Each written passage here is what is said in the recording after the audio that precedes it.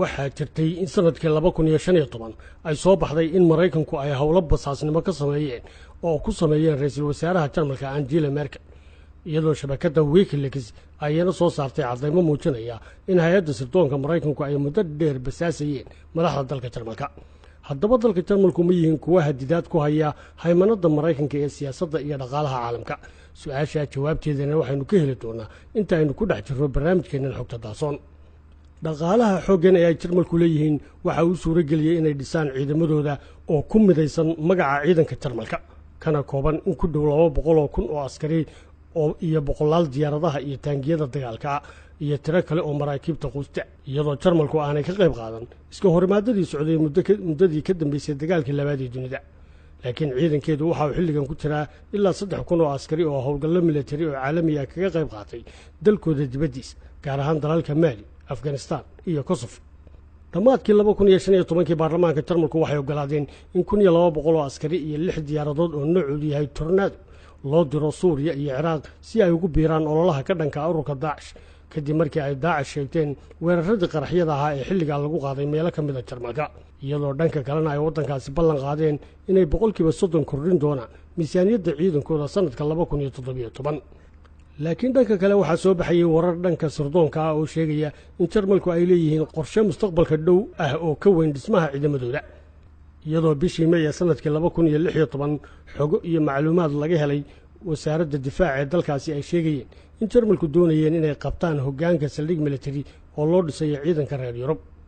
Jarmalku waa waddan aan militarigooda aad u isticmaalin marka la dhinac dhigo sida ay u isticmaalaan farsamooyinkooda iyo taatikadooda maaliyadeed iyo kuwa diblomaasiyadeed.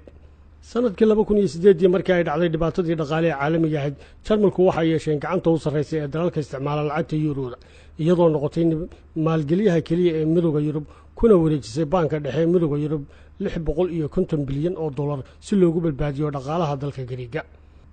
xukuumadii Gariigana ay Jarmalku ku dalbanayeen fulinta siyaasadii gunti isku geejiska dhaqaale waxaana dhammaan dhaqaalayahanada caalamku isku waafaqsan yihiin in qorshaha Jarmalka la'aantii aanay Gariigu ka bixin dhibaatada dhaqaale oo culeyskeeda ugu weyn u ahaa qiimihii stulfol ee lagu lahaa. dhanka diblomaasiyadda ayaa Jarmalku waxay door weyn ku leeyihiin gudaha ururka midowga Yurub iyagoo si gaar ahna Jarmalku u diidan yihiin siyaasadda dalka Ruushka iyagoo Jarmalku qayb ka ahaa ololihii cunaqabataynta lagu saaray Ruushka kadib qabsashadii jasiiradda Qrim